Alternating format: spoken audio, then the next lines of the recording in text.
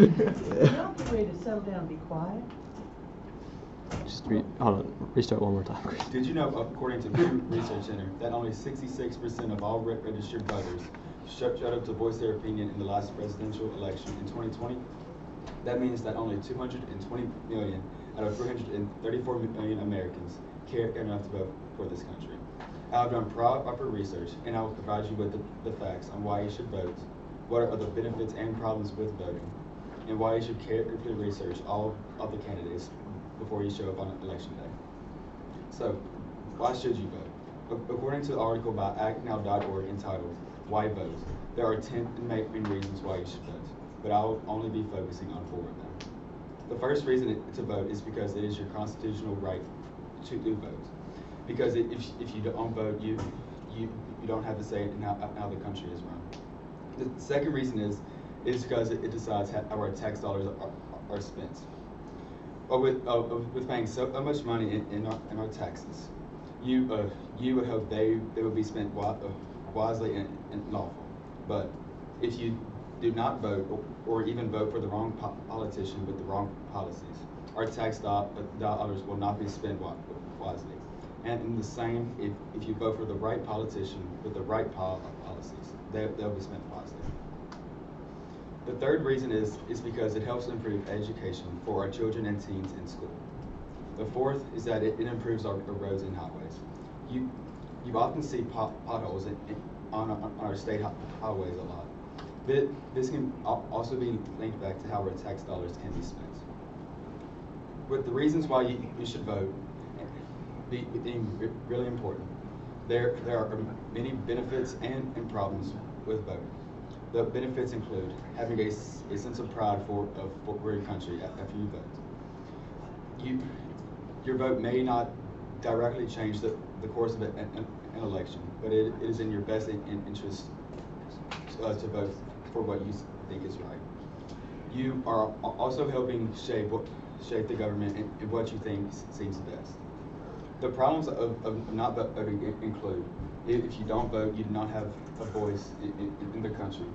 If you don't vote, the person you do not want winning could very well end up winning. You are giving up a constitutional right if you do not vote. It keeps bad politicians in office.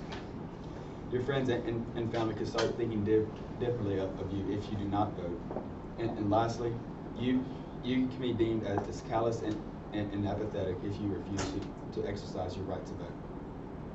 There are many reasons to why you should research all the candidates before you show up on election day. You should take into consideration to research their political views, economic views, their policies, where they want to add or subtract from the economy, and if they have the right credentials for the job. If they are already in office, you should look at whether they have been doing a good job or a bad job, and what have they been doing for the people. You should also check their websites by checking their background and how they view political and social problems. Their websites are usually biased towards themselves, trying to make themselves look good in all aspects.